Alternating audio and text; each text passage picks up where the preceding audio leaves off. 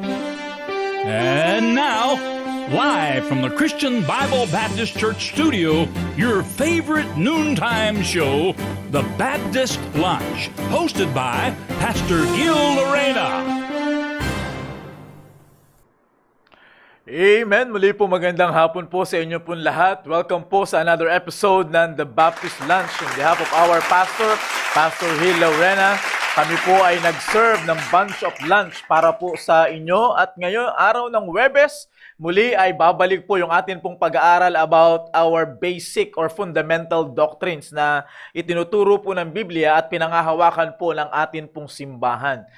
Tayo po ay nagpapasalamat kanina sa program ng impormasyong impormasyong pangkalusugan. Ano po? Sorry, kay Bisaya man ko. Nagpapasalamat po tayo sa programa kanina ng impormasyong pangkalusugan. Akalain nyo po yan, no? Binabaliwala natin yung bituka natin, pero yun pala yung pinaka central organ na dapat po nating ingatan kasi kahit na anong inom natin ng vitamins, mga kung ano-anong mga tinitake natin ng mga supplements, pero pag hindi po maayos na dadigest ng ating bituka, ay baliwala po. Lahat ay nauuwi sa waste, including yung pinambili po natin. No? Pero kaya salamat sa Panginoon sa mga impormasyon na yan at sana ay kung maaga-aga lang sana nating nalaman yan, no? Nung bata pa tayo. Talagang kasi hindi po natin agad nalaman yan, pero wala pong para po sa Kristiyano ay hindi pa po huli ang lahat. Wala pong huli at may pagkakataon pa po tayo by the grace of God na patuloy po tayo na palalakasin pa ng Panginoon sapagkat ang Panginoon ang may hawak naman ang ating kalakasan. Okay, so tayo po ay magpapatuloy sa atin pong pag-aaral. Pinag-aralan na po natin ito nung nakaraan linggo by way of introduction, yung sa prodigal son, at itutuloy lamang po natin ngayon at gagawin nating introduction yung pinag-aralan natin nung nakaraang linggo. But bago po tayo mag-aral sa atin pong fundamental doctrines ngayon, by the way, ang pinag-aaralan po natin is the individual soul liberty or yung soul freedom na tinutukoy po natin o tinatawag ng ibang mga aklat. But ito po ay individual soul liberty yung pinag-aaralan po natin ngayon. Okay, mananalangin po muna tayo and then I will read the passage at tuloy-tuloy na po tayo sa atin pong pag-aaral. Tayo po ay manalangin. Dakilan namin Diyos, kami po ay lubos na nagpupuri at nagpapasalamat po sa inyo. Salamat po sa patuloy nyo po na pagbibigay sa amin ng pagkakataon na kami po ay makapaglingkod sa inyo pong mga anak at hindi lamang sa mga Kristiyano, Panginoon, at mga miyembro ng simbahang ito, kundi sa mga iba pa pong tao na maaaring hindi po sila miyembro ng simbahang ito, pero sila po ay napasahan po ng link or maaaring nga sila po ay na-invite sa watch party at sila po ay nanunood ngayon. Dalangin ko po na kausapin nyo po sila, bigyan nyo po sila ng tamang pangunawa upang ang amin pong pag-aaralan ngayon ay kanila pong maintindihan. At dalangin ko rin po sa inyo, Panginoon, na gamitin nyo po ang programang ito, The Baptist Lunch, na patuloy po na maabot ang pangangailangan higit sa lahat ng inyo pong mga anak at iba pa pong mga tao na nanonood ng programa pong ito. Salamat, Panginoon, sa amin pong pastor. Patuloy niyo po siyang gagabayan, patuloy niyo po siyang bibigyan ng protection, saan man siya matungo, Panginoon, at gawin niyo po siyang pagpapala sa lahat ng tao na kanya pong makakasalamuha. Maraming salamat po. Ngayon pong araw po na ito, Panginoon, dalangin ko po ang paggabay niyo po sa amin as we go along our study sa isa na naman pong doctrine na itinuro po mula sa inyong salita. Pagpalain niyo po ang bawat isa, ingatan niyo po ang bawat isa, patawarin niyo po kami, Panginoon, sa mga kasalanan na amin pong nagawa. Ito po ang aking samo at dalangin sa pangalan ni Jesus. Amen. Amen. Okay, if you have your Bible with you, open it in Romans chapter 14. Romans chapter 14, beginning from verse number 5. Ito po yung binabanggit po ng Biblia. Remember na pinag-aaralan po natin ngayon ay individual soul liberty. Okay, individual soul liberty. In Romans chapter 14, beginning from verse number 5, ito po yung sabi ng Biblia. One man esteemeth one day above another. Another esteemeth every day alike. Let every man be fully persuaded in his own mind. He that regardeth the day, regardeth it unto the Lord. And he that regardeth not the day, to the Lord he doth not regard it. He that eateth, eateth to the Lord, for he giveth God thanks. And he that eateth not, to the Lord he eateth not, and giveth God thanks. For none of us liveth to himself, and no man dieth to himself. For whether we live unto the Lord, and whether we die unto the Lord. Whether we live therefore, or die, we are the Lord's. For to this end Christ both died, and rose, and revived, that he might be Lord both of the dead and living. But why dost thou judge thy brother? Or why dost thou set at naught thy brother? For we shall all stand before the judgment seat of Christ. For it is written, As I live, saith the Lord, every knee shall bow to me, and every tongue shall confess to God. So then every one of us shall give account of himself to God. Let us not therefore judge one another anymore, but judge this rather, that no man put a stumbling block or an occasion to fall in his brother's way. Okay, now sa binasa po natin kanina, ito po ay kung paano po natin itatrato yung mga kapatiran po natin na mga bago pa lamang, mga bagong Kristiyano. Kung makikita nyo po yan, sa verse number 1, nandyan po yung pinaka-introduction po ni Paul. Ang sabi doon sa verse number 1, Him that is weak in the faith, receive ye, but not to doubtful disputation. So, dito po ay tinuturo sa atin ni Paul kung ano yung magiging approach natin doon po sa mga bagong Kristiyano. Of course, mga bagong Kristiyano yan, madali yan ma-offend. Now, sa pagkakataon pong ito, ang tinutukoy po dito ni Paul ay yung patungkol po sa mga religious holidays at doon sa mga pagkain. Okay, yun po yung tinutukoy ng chapter 14. Pagkain at saka sa mga araw na nire-regard nila as holiday or special day. Okay? So, dito, may mga nau-offend na mga batang Kristiyano. May mga, sabihin na natin, natitisod na mga batang Kristiyano. Sapagkat, meron pong mga Kristiyano na hindi po nila alam kung paano pong ia-approach or kung paano tuturuan yung mga bagong Kristiyano pa lamang. Yung iba ay nire-rebuke na nila sharply. Bagong Kristiyano pa lang yun eh.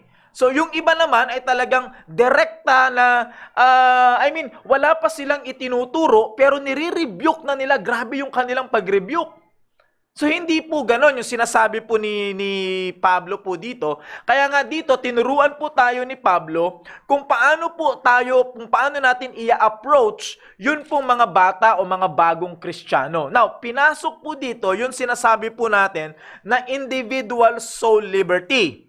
Now, pag sinabi ko pong individual soul liberty, hindi po ito yung klase ng liberty or freedom na gagawa ka ng masama.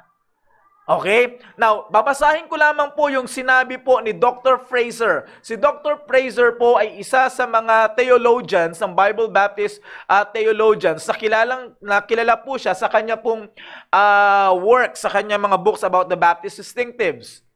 Ano po sabi ni Dr. Fraser?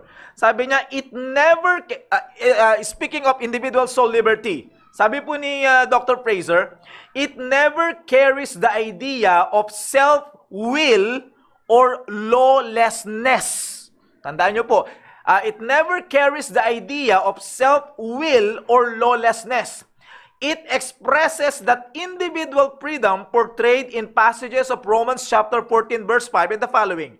When the word freedom or liberty is used, the attendant responsibility is equally acknowledged. Okay? So sa madaling salita, sinasabi po dito ni Dr. Fraser na kapag binanggit po sa doktrina or dito sa Biblia, yung freedom or yung liberty ng isang Kristiyano, lagi pong hindi po maiiwasan diyan, hindi po diyan maiiwasan yung personal accountability din naman niya regarding doon sa sinasabing freedom, yung kanyang personal responsibility and accountability. Sa madaling salita, pag pinag-usapan yung freedom and liberty, laging meron po yan kasama na accountability and responsibility.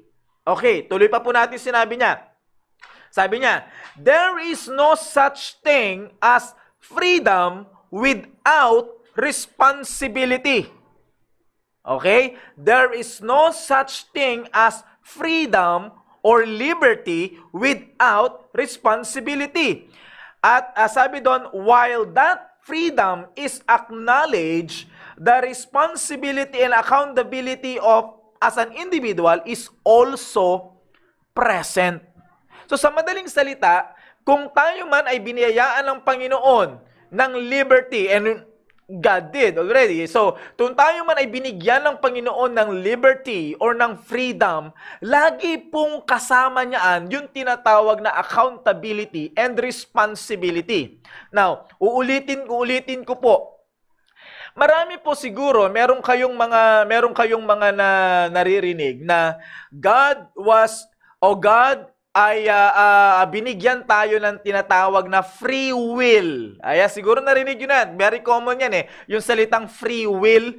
And that word free will was formulated doon sa Genesis chapter 3 na kung saan si Adam, the fall of Adam was, or si Eve was tempted by the devil in the form of a serpent.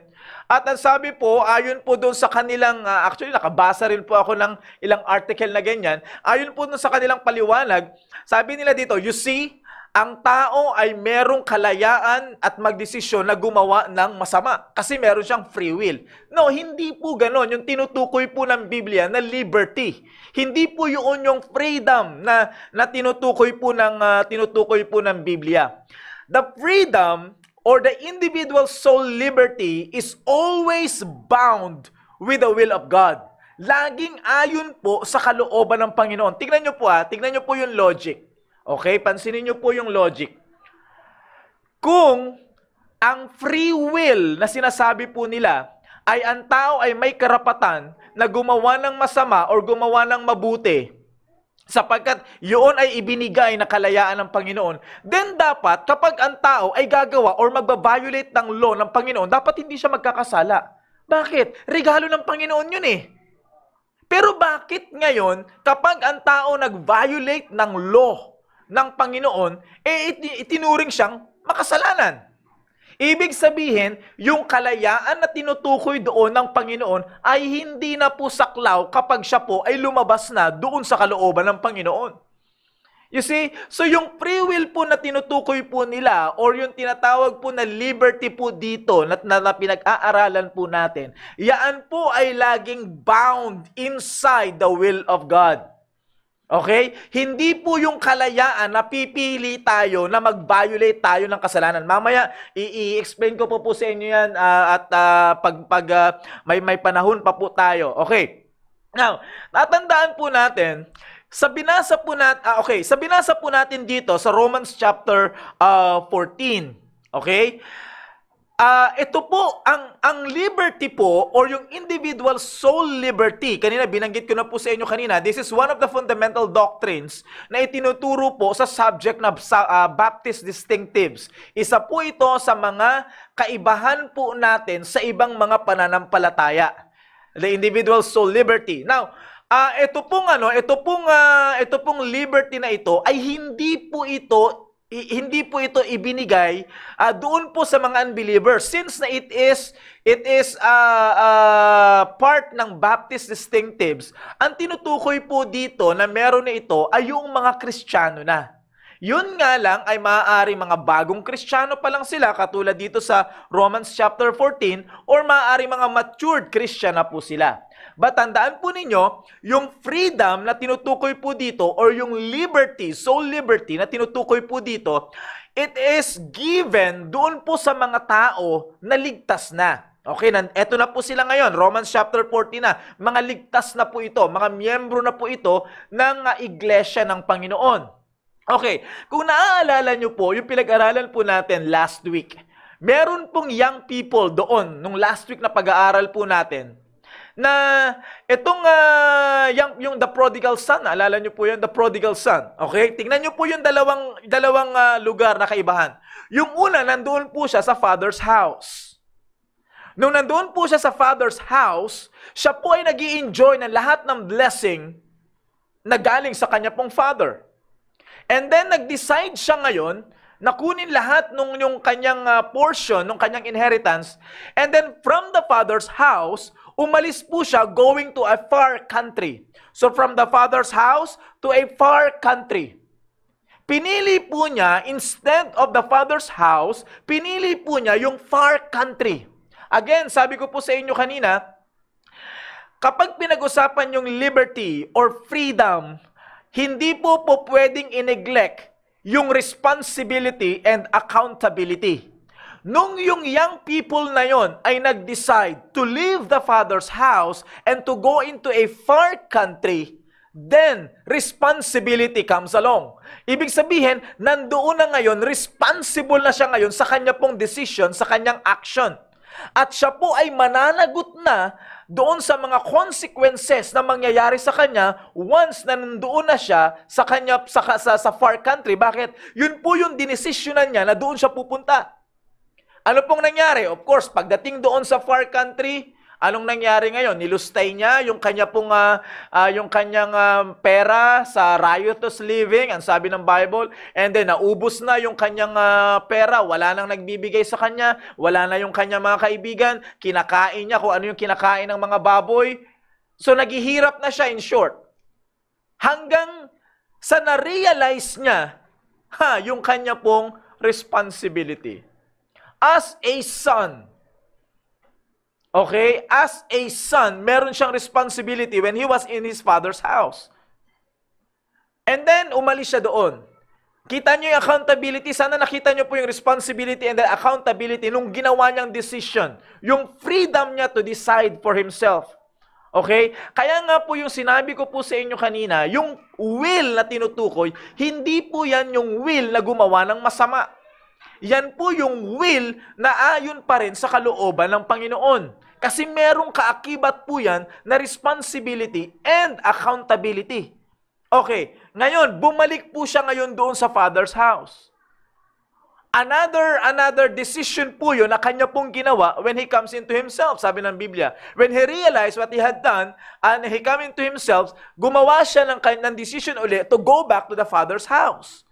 Again, it's another freedom. Meron siyang kalayaan muli na bumalik doon. Salamat naman sa Panginoon na naisip po niya yung mga bagay na yon.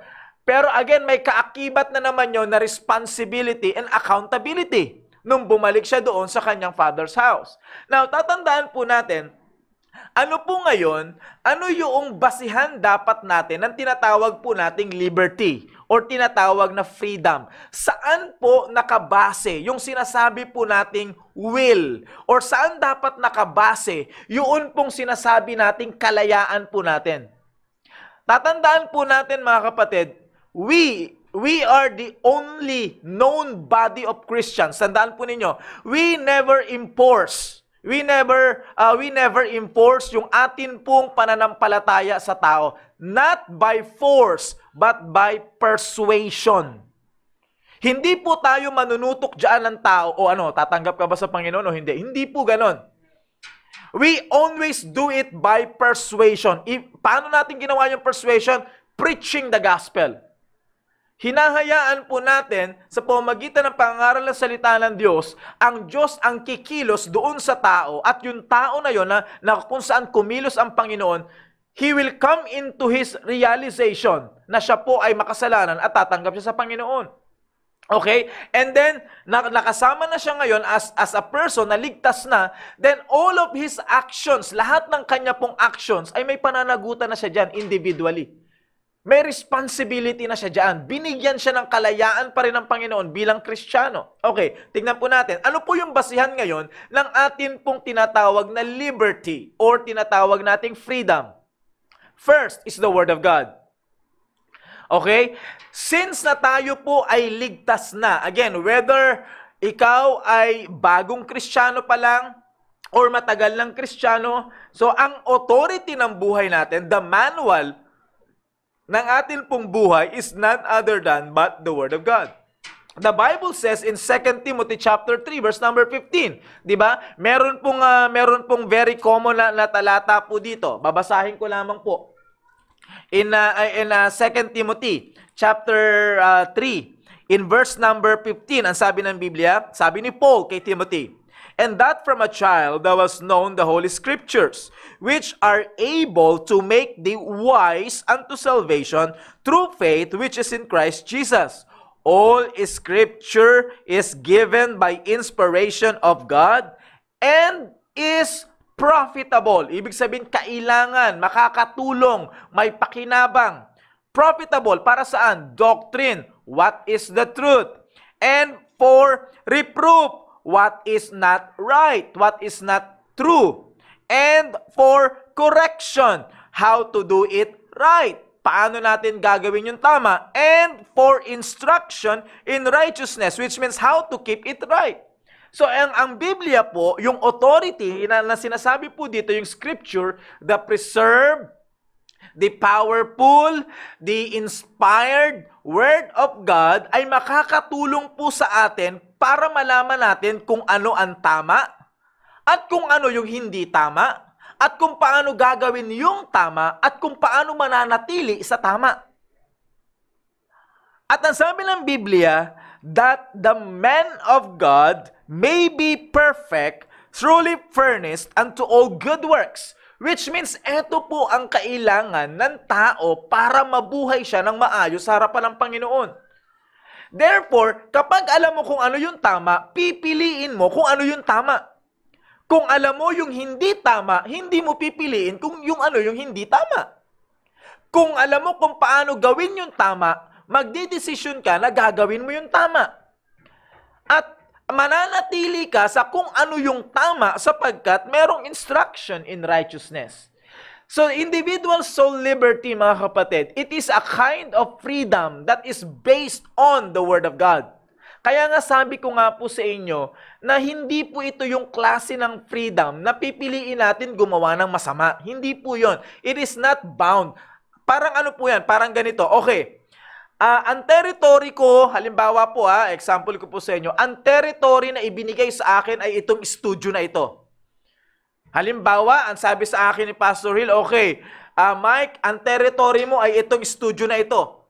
So, binigyan ako ngayon ng freedom ni Pastor Hill na gumawa anuman ang gagawin ko within the bound of this studio. Ibig sabihin, yung freedom ko, ayon sa ibinigay na authority sa akin ni Pastor Hill, ay hanggang dito po sa studio na ito. Kapag ako po ay lumabas na sa studio na ito, ay trespassing na ako. Hindi ko na lugar yun eh. Yung freedom ko na binigay sa akin ay hanggang dito. Okay? So kapag gumawa ako ng isang decision na labas sa ibinigay sa aking freedom, ay kakaiba na po yun. Kasalanan na po yun. Hindi po yun yung tinutukoy natin na individual soul liberty. At hindi rin po yun yung definition ng free will. Hindi po yun ang free will. Na pwede kang gumawa ng piliin mo yung mabuti, piliin mo yung masama. Hindi po ganun ang free will. Okay, ang free will na sinasabi po ng Biblia ay yung gagawin mo, yung kalooban ng Panginoon. Ayon doon sa territory na ibinigay sa iyo ng Panginoon. Kasi kapag gumawa ka beyond doon sa territory na ibinigay sa iyo ng Panginoon, ay trespassing ka na yan. Kasalanan na yan. Kasi hindi na yan yung para sa iyo eh. Hindi na yan yung lugar mo. Okay? So ngayon, sa binasa po natin kanina sa Roman, sabi niya, merong isang tao dito na siya, nire-regard niya yung araw na mas mataas kaysa sa iba at kumakain siya ng mga bagay na hindi kinakain naman ng iba. Anong sabi ngayon ni Paul? Okay. Since na pare-parehas po silang Kristiyano, tandaan niyo po ang tinutukoy po dito sa Romans chapter 14 ay pare-parehas na pong Kristiyano. Mga Kristiyano na po ito. Ano pong sabi, maaring yung isa ay weak lamang. Pero ano sabi po ni Pablo po sa kanila? Verse number 12. So then every one of us, everyone, ibig sabihin individually, hindi pwedeng magsabit. Bawat isa sa atin, every one of us shall give account of himself to God. Ano man yung ginawa mong decision base dyan sa teritoryo na ibinigay sa iyo ng Panginoon,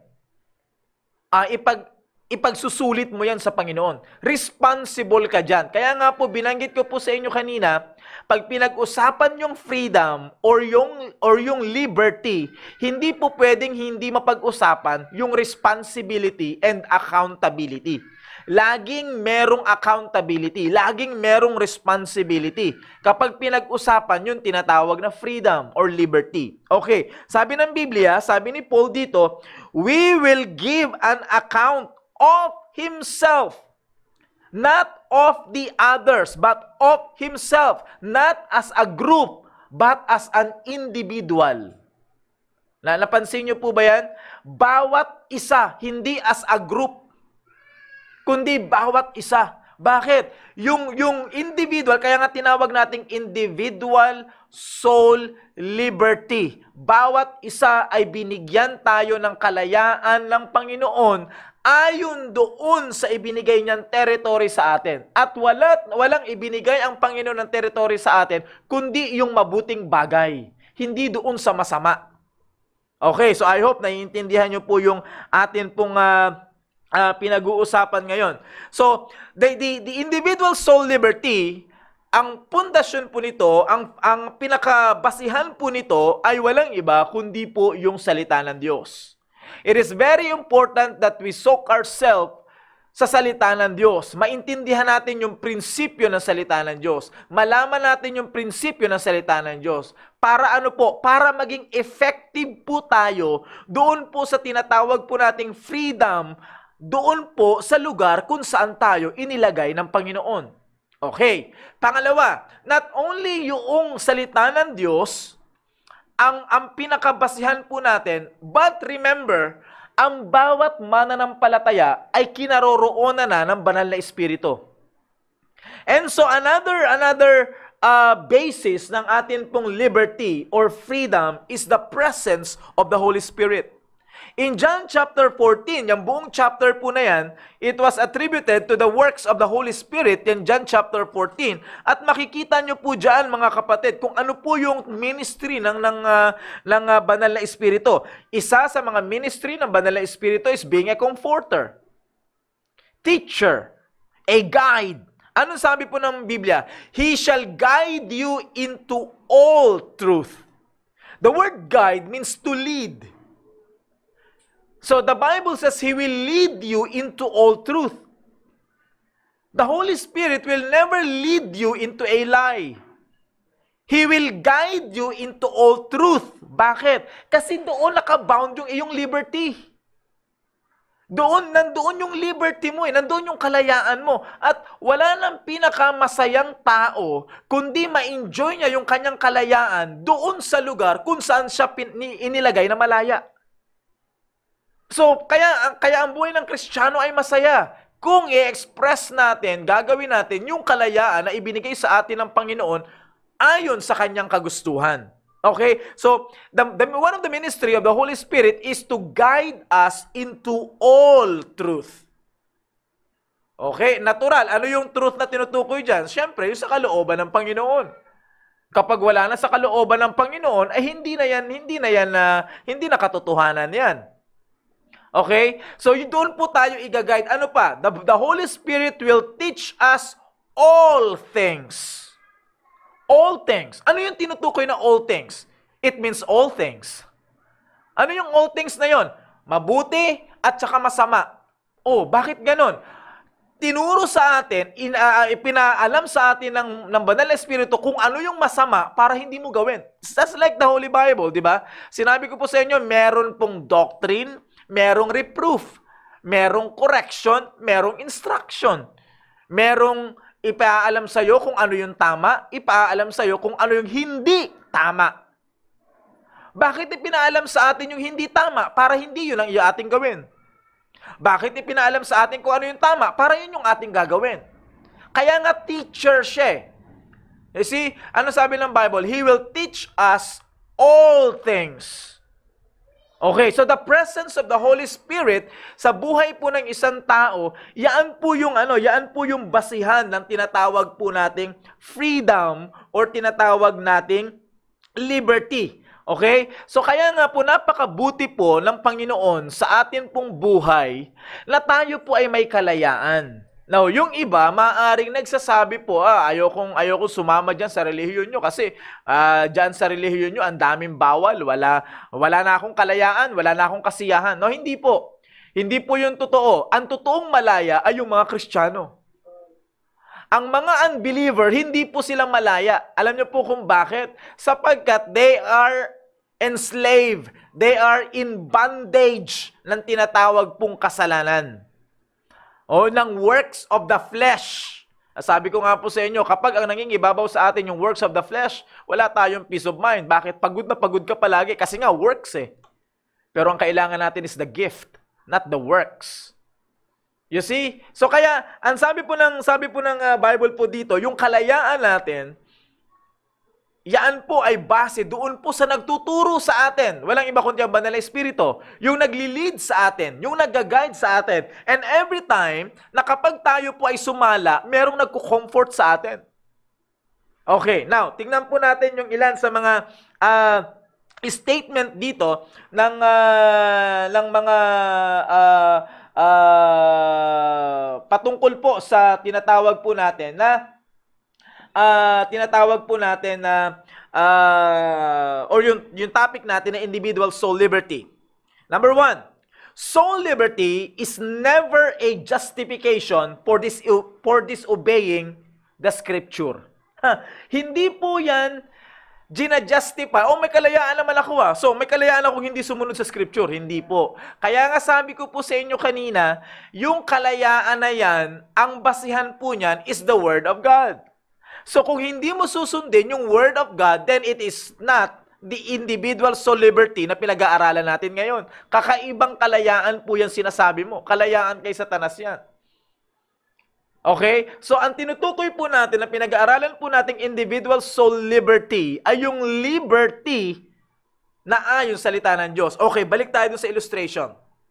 Yung prodigal son, once nandoon siya sa father's house, gumawa siya ngayon ng decision to leave the father's house. You think, yaan yung pinag-aaralan nating individual soul liberty? No. Hindi yaan yung individual soul liberty na pinag-aaralan po natin.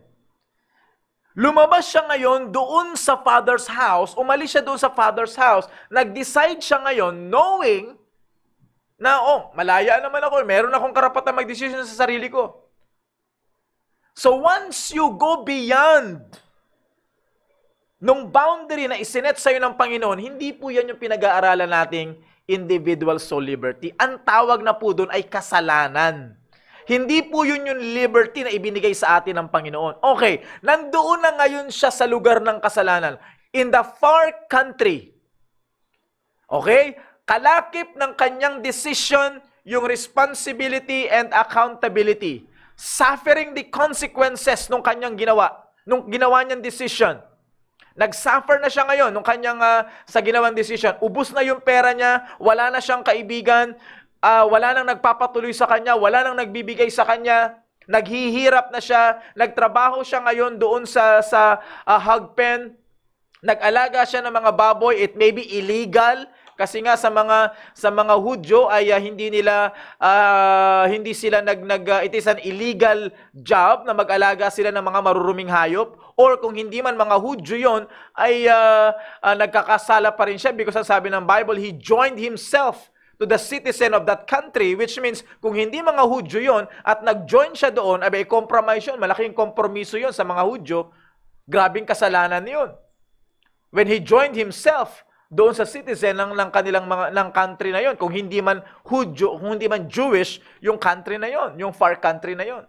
So alinman sa dalawa, nagkasala talaga siya. But ang kagandahan po nito, he come to a realization. Nung naghihirap na siya, nung hindi niya na kayang pasanin yung kanyang responsibility, he comes into a realization na, teka muna, ba't ako nandito? That's individual soul liberty comes along. Nung sinabi niya, babalik ako sa tatay ko. babalik ako dun sa Father's house. Hindi ko na kaya yung responsibility, yung consequences ng ginawa kong decision. Kasi mali nga yung ginawa niyang decision. Mali yung pagkaintindi niya sa freedom na ibinigay sa kanya. Okay, ngayon, he comes into realization at nag-decision siya na babalik siya ngayon sa Father's house.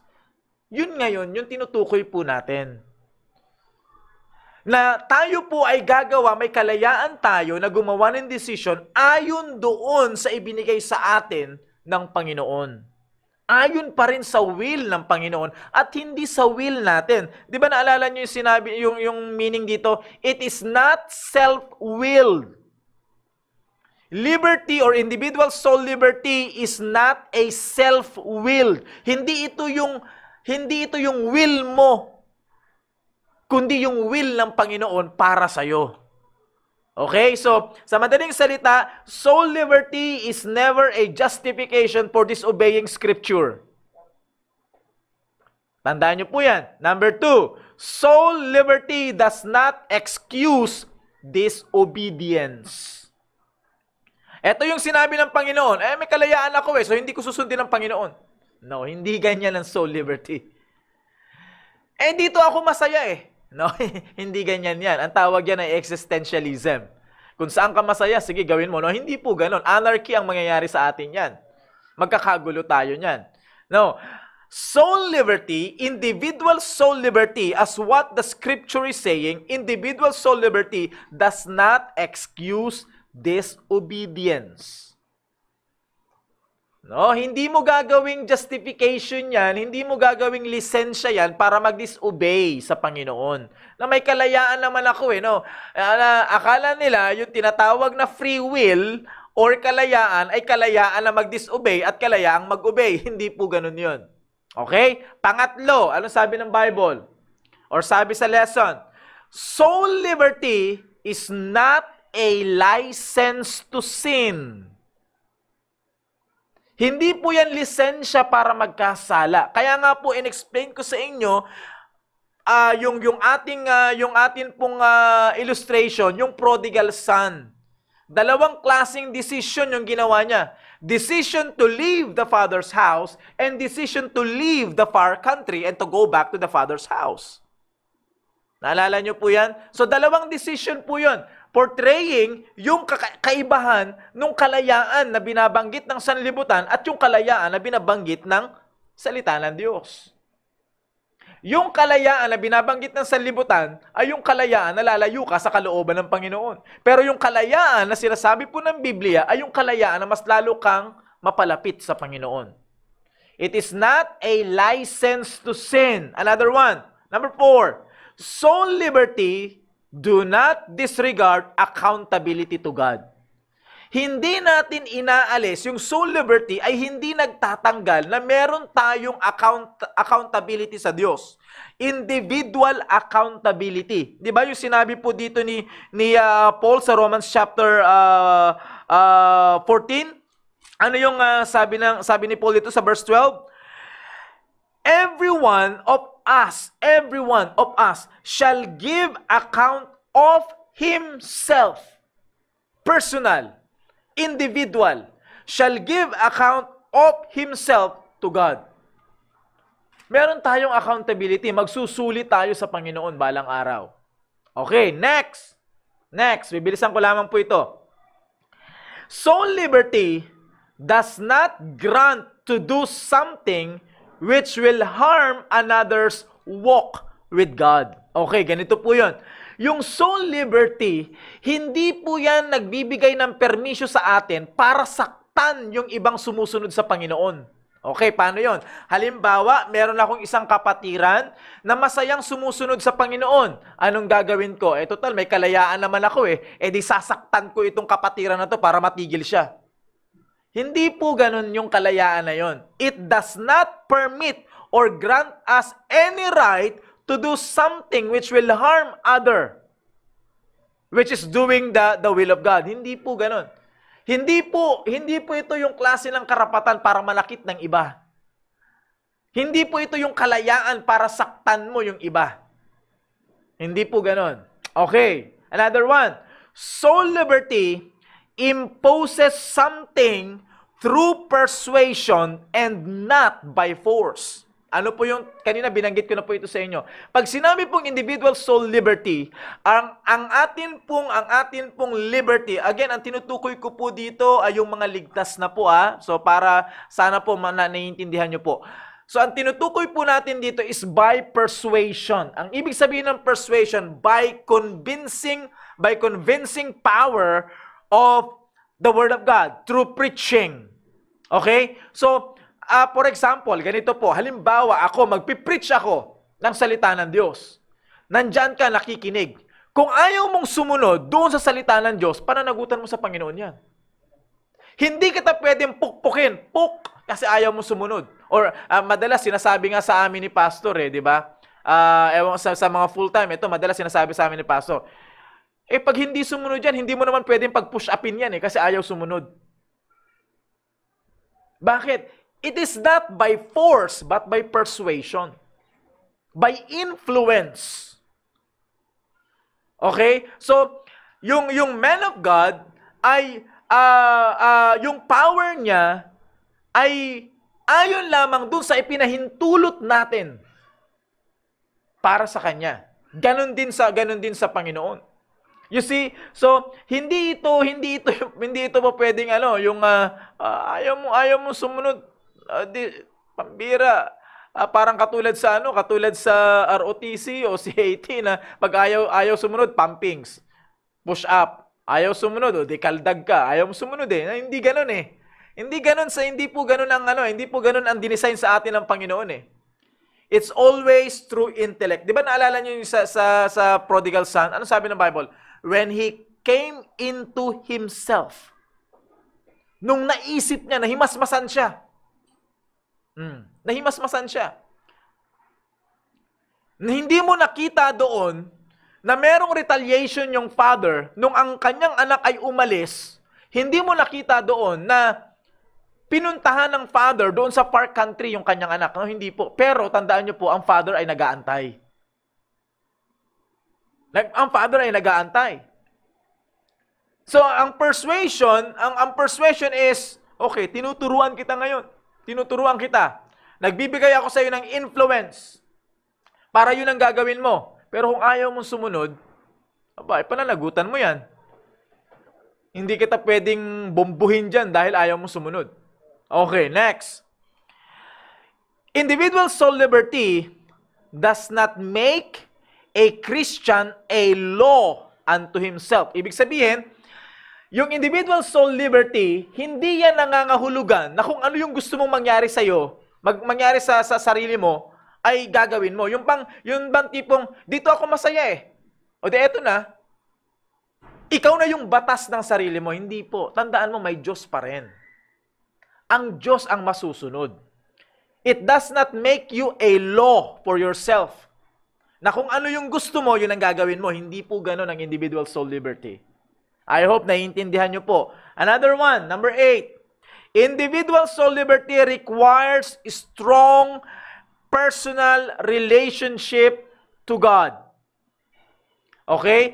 Para po lubusan po nating ma-enjoy yung tinatawag po nating individual soul liberty, it needs a good, strong personal relationship to God. Sa ilang mga topics siguro natin na pag-uusapan po natin yan para paano magiging strong. Now, anyway, napaka-basic. Paano tayo magiging strong sa salita ng Diyos? Bible reading, Bible study, prayer. Di ba yan ang basic natin para mas lalo tayong mapalapit sa Panginoon, para mas lalo maging maganda yung relationship natin sa Panginoon. So, yung individual soul liberty, it requires strong personal relationship to God. Kaya nga sabi ko po sa inyo kanina, ang pinaka-pundasyon po nito ay ang salita ng Diyos. So, kinakailangan po natin ang salita ng Diyos para maging strong yung ating pong relationship sa Panginoon. And so, magkakaroon tayo ng maayos na espiritu, maayos na sabihin na natin decision, na magdidesisyon tayo ayon sa freedom na ibinigay sa atin ng Panginoon, magdidesisyon tayo na gagawin natin yung kalooban ng Diyos. Okay. Number 9. soul liberty or individual soul liberty does not permit believer to disregard others' liberty. Ibig sabihin, i-consider mo naman na yung ibang kapatiran mo, may liberty din yan. Kaya nga sabi ko nga sa inyo, hindi ikaw ang nagiging law ng sarili mo. Kung saan ka masaya, ay doon ka. Kasi doon ka masaya eh. Kung halimbawang doon sa kasiyahan mo, may natatapahan ka namang iba. Okay, so, ganun po yung tinutukoy. Okay, last, number 10. Sabi ng Biblia, soul liberty is always in harmony with a good spirit and conscience. Ayun. So, kapag ang tao po ay merong good spirit, maayos po yan. Ay, natural. Kaya nga good eh. Oh. Kaya yan po yung individual soul liberty. Tandaan nyo po, pag sinabing individual soul liberty, laging kaakibat po niyan yung responsibility and accountability. Pangalawa, laging kasama ang individual soul liberty, hindi po yan yung klase ng freedom to go beyond na ibinigay sa ating teritoryo ng Panginoon. It means na meron tayong kalayaan to do what is the will of God para sa atin pong buhay. Okay? Laging bound pa rin yan ng kalooban ng Panginoon, ng will ng Panginoon. Yan po yun. Hindi po totoo. Babanggitin ko lamang po uli. Pag sinabi pong free will, hindi po yan self-will or lawlessness. Pag sinabing free will, hindi po yan yung klase ng will na pwede mong piliin na gumawa ng masama, pwede mong piliin na gumawa ng mabuti. Hindi po yan ang free will. Okay? Hindi, ang tawag dyan ay self-will, hindi free will. But yung free will na tinutukoy po ng Biblia or tinatawag na soul liberty ng Biblia, ay pipiliin mo na gumawa ng isang bagay ayon sa kalooban ng Panginoon at hindi ayon sa labas ng kalooban ng Panginoon. Or else, pag sa labas na ng kalooban ng Panginoon, ang tawag na doon ay kasalanan. Hindi na yon hindi na yon soul liberty. Kasalanan na po yun. Okay? Self-willed na po yun. Hindi na po yun yung free will or individual soul liberty na sinasabi po ng Biblia at hindi po yun yung atin pong pinananampalatayanan o pinaniniwalaan. Tandaan po natin, every one of us shall give account of himself. Merong accountability, merong pong responsibility yung bawat kalayaan na ibinigay sa atin ng Panginoon. Nababasahin ko lamang po ulit. In Romans chapter 14, yung binasa po natin kanina, Romans chapter 14, regarding po ito sa pag-approach natin sa mga weak brothers or weak Christians. Paano natin sila i-approach? Paano natin sila tuturuan? At paano na... Kasi alam nyo ba, nakakalungkot nito. Minsan marami pong tao, lalo na po sa inyo na kayo po ay nagdi-disciple. Salamat naman sa Panginoon na kayo nagdi-disciple. Now, pag kayo po ang nagdi-disciple, ay huwag nyo pong basta-basta pagalitan yung dinidisciple nyo na wala pa kayong itinuturo. Minsan, natatawa po ako. May mga pagkakataon minsan na first-time visitor umattend. First-time visitor. Sumunod na linggo, hindi na naka-attend kasi may mga ginawa. Syempre, bago pa lang 'yun eh. So wala pa yung kanyang puso pagdating doon sa salita ng Diyos. So bago pa lang. Akalain mo ba namang sabihan na hindi ka nagsimba kasi ginajablo ka na naman Sinapian ka na naman ng 7 demonyo kaya hindi ka nagsimba. Ay pambira, sino ba namang may encourage niyan? Bago pa nga lang 'yun eh. Baka nga mamaya hindi pa nababaptize yun eh. Yung iba naman, susunod na nga sa baptism. Susunod na sa Panginoon. Natural, bagong Kristiyano. Masaya siya na susunod sa Panginoon. Akalain mo, tatanungin ba naman, ngayon, magpapabautismo ka na, pupunta ka na ngayon ng purgatorio.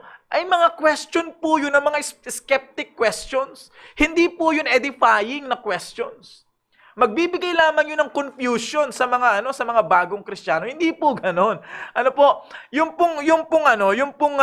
Sinasabi po dito ni Pablo ay kinakailangan nating i-consider kasi mga baby pa sila eh. Sila po ay mga bata pa sa pananampalataya. Kaya merong proper approach doon. Kaya nga itinuro dito ni Pablo ay tandaan mo, magbibigay account ka sa Panginoon. Individual.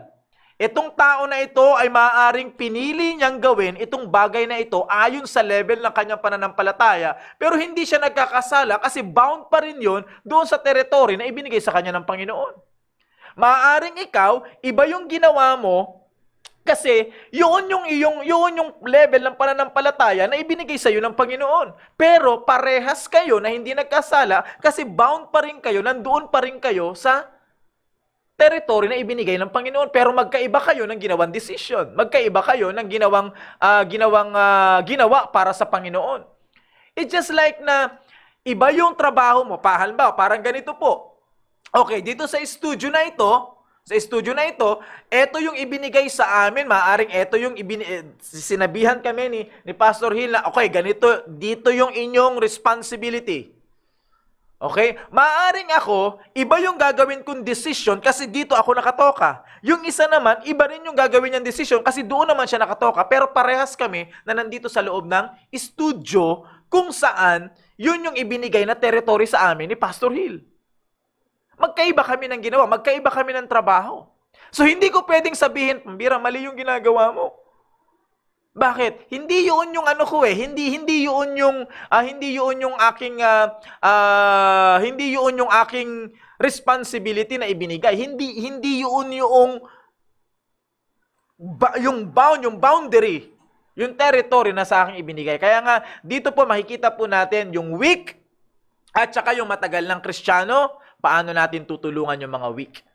Regarding po, so bawat isa, meron po tayong kalayaan. But remember, ang kalayaan po natin ay ayon pa rin sa kalooban ng Panginoon. Individual soul liberty. Not by force, but by persuasion. It is not a license to sin. It is not a justification for disobedience. But rather, ito po dapat ay makatulong personal sa atin para mas lalong lumago at the same time, makatulong sa ibang mga weak Christians para maging strong sila at lumago din sila bilang isang Kristiyano. Yan po yung tinutukoy po ng Biblia na freedom or liberty or free will na sinasabi po ng karamihan. Okay? I hope na kayo po ay meron pong natutunan sa atin pong pag-aaral po ngayon na lesson po natin about individual soul liberty. By the way, sabi ko nga po sa inyo, isa po ito sa mga topic na subject na Baptist distinctives. No, I hope na naintindihan nyo po yung lesson po natin. Bago po kami magtapos, of course, hindi po namin tinatapos ang programa pong ito kung hindi po kami nagbibigay pugay sa atin pong mga frontliners na patuloy po na naglilingkod po sa sambayanan po natin, na patuloy na nandyan sila sa kalsada at sila po ay masigasig na ginagampanan yung kanila pong duty. Para lamang po mapaglingkuran yung atin pong mga kababayan. At kasama na po tayo doon, of course. At kaya nga po yung atin pong pasasalamat sa kanila, the snappiest salute na pwede namin ma-render sa kanila ay talagang salamat sa Panginoon ay ibinibigay po natin sa kanila. Kaya ang programa po ito ay palagi po na nagpapasalamat sa mga frontliners po natin at hindi po natin tatapusin ang programang ito na hindi po tayo nagbibigay ng pasasalamat na awitin para po sa ating mga frontliners. Ito po yung awitin para po sa inyo. I am thankful for the soldiers who gave themselves each day, assuring that our freedoms will survive. I am thankful for the pilgrims who crossed the stormy waves of an ocean that would nearly take their lives. But as I think of those who spent their lives for God, bringing souls to Jesus every day, these are the real heroes whom we should lift up high. So thankfully we stand and proudly say, real heroes are the ones who stand for Christ alone. to see God's will is done. Touching lives for Christ in a world so dark and cold. Let's take the time to thank the real heroes.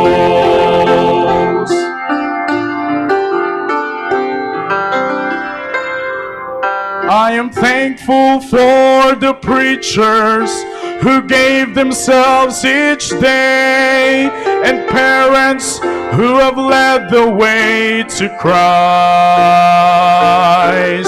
For all who have invested and harmlessly lived by faith, they paved the way through love and sacrifice. Real heroes do not need applause towards them all. Their friends and folks forsake them. By faith they still stand strong. And one day heaven's King will show them their rewards of the lives they've touched by living for the Lord. Real heroes are the ones. On behalf of our pastor, Pastor Gil Laurena, ang The Baptist Lunch po ay patuloy na nagpapasalamat sa inyo pong lahat sa mga patuloy na nag-aantabay sa programa pong ito. I hope na ang programang ito ay patuloy na nakakatulong po sa inyo. Muli po sa susunod na episode, bukas ay magkita-kita po muli tayo for another episode of The Baptist Lunch. Maraming salamat po at magandang hapon. Real heroes are the ones who stand for Christ alone, giving up their lives to see God's will is done. Touching lives for Christ in a world so dark and cold. Let's take the time to thank the real heroes.